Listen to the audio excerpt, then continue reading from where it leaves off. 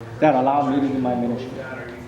And that I found that there are things that senior pastors can do that can really help the English-speaking younger people coming in and doing ministry.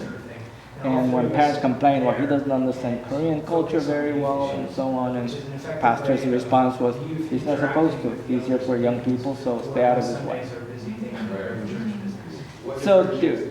So I found that very helpful, and I turned down many opportunities in different parts of the country because I asked in the interview, I said, am I going to get full support from you, and no matter what I decide? And the pastors, when they said, no, I can't do that, and I said, then I'm not taking the job. But we have many Asian American young people who are younger pastors who would be great in youth ministry, but I think many of them do not have the connection and identity, knowing how to look for a job. And I think this is where Daniel and the AMC can be helpful in Southern California here, as we have connections with a number of different churches, and we have ways of talking to them. And this is one of the things we talked about a long time ago with Daniel, is that we could actually help supervise the interns or English pastors that are going in, so we can help provide some of the training so they would know how to work in a Presbyterian church, understanding the Presbyterian system, so that it can make it a little bit easier for pastors. Because sometimes really the hardest thing for senior pastor is to trying to minister, to get a staff person, English-speaking staff person who doesn't have cultural understanding. So it's really helped us as that's got to be real hard. So. I think Daniel may want to say something about why you planned this meeting here, because he is not he is very familiar with the untraditional community, like a former generation. Today's generation is very different. That's why he started talking about tent ministry. Oh, well. Do you like Starbucks? Actually, the tent is, very simple. In your church, every church has maybe tent and barbecue grill, and especially Asian churches.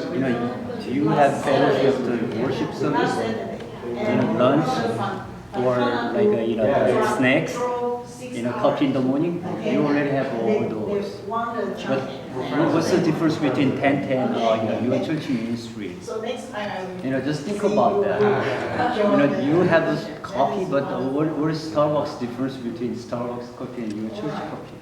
So how about we can share? Young people, they're kind of a little bit different than what we think. And Jim Huang, is one of the specialists for young adult ministry. But we have to think a little bit differently. The tent ministry is very basic. As in the written, low participation ministry. But the thing is, in Presbyterian church or other denomination church, we have to think about it. What's the rules and regulation? We have too many rules and regulation in our church. Even this kind of meeting setting, is that G format or what kind of meeting is this? Sometimes we don't understand. If you don't understand, how young people can understand our settings? What kind of rules and regulation are you going to teach to young generation? There's some young people came from other churches. This is what we have to focus on. Asian ministry, we came back. Last 5 years, we were kind of preparation. Sonny and I preparing for tent ministry for a couple of years, and we developed website. We are actually making a Christian website from Asian ministry, and we have Asian ministry connection.com. It's not just one of your church website. This is going to be official, professional website. It's coming soon. This is all for Asian ministry tours. It takes a little time to the preparation, and now it's almost ready to come back.